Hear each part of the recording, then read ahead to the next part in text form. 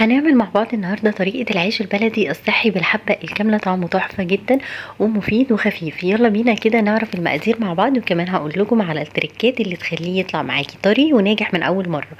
يلا بينا نبدأ الوصفة مع بعض. الاول هنا معايا معلقة كبيرة من الخميرة الفورية، ومعلقة كبيرة من العسل الابيض، ونص كوباية من المية الدافية، وهنقلبهم ونغطيهم ونسيبهم على جنب لحد ما تخمر معايا.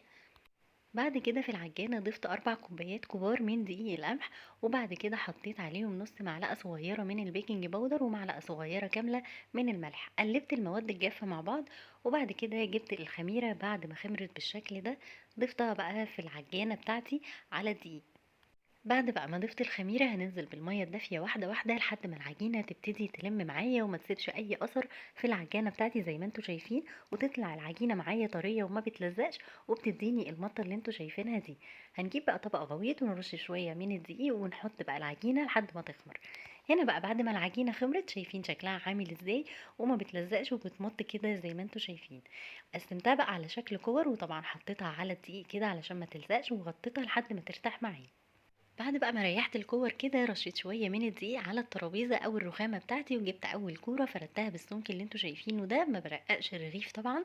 وبعد كده عملت كل الكميه، ولما خلصت فرد سبتهم برضو يخمروا على جنب علشان طبعا تعرفي تسوي الرغيف بالشكل اللي انتوا شايفينه ده. جبت طاسه سخنه، وبعد كده حطيت الرغيف وعليت النار. لازم نكون على نار عاليه يا جماعه، ونقلب كل شويه في الرغيف لحد ما ينتفخ معايا ويديني الشكل اللي انتوا شايفينه ده. شايفين جمال الرغيف؟ بجد حلو جدا وطالع معايا سهل جدا وطري قوي.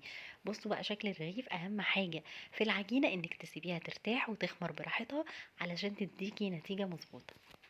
وطبعا هي دي كل الكميه اللي انا عملتها. 4 كوبايات من الدقيق عملوا لي كميه حلوه جدا، وغير ان طالع بقى معايا العيش طري وبيتفتح معايا بكل سهوله. يعني مفيش اي رغيف ملزق في بعضه. بصي العيش طالع معايا بيتفتح ازاي، يعني مجرد كده ما تفتحيه بايدك بيتفتح وطالع معاكي طري وناجح جدا. وممكن كمان تعمليه زي الحواوشي كده، وكمان ممكن تتنيه لجوه. يعني هتتحكمي في العيش زي ما انت عايزه، لان العيش طالع معاكي طري وناجح. اتمنى يا رب يكون الفيديو عجبكم. لو اول مرة تشوفوني ما تنسوش تعملوا لايك وتشيروا الفيديو عشان يوصل لكل الناس.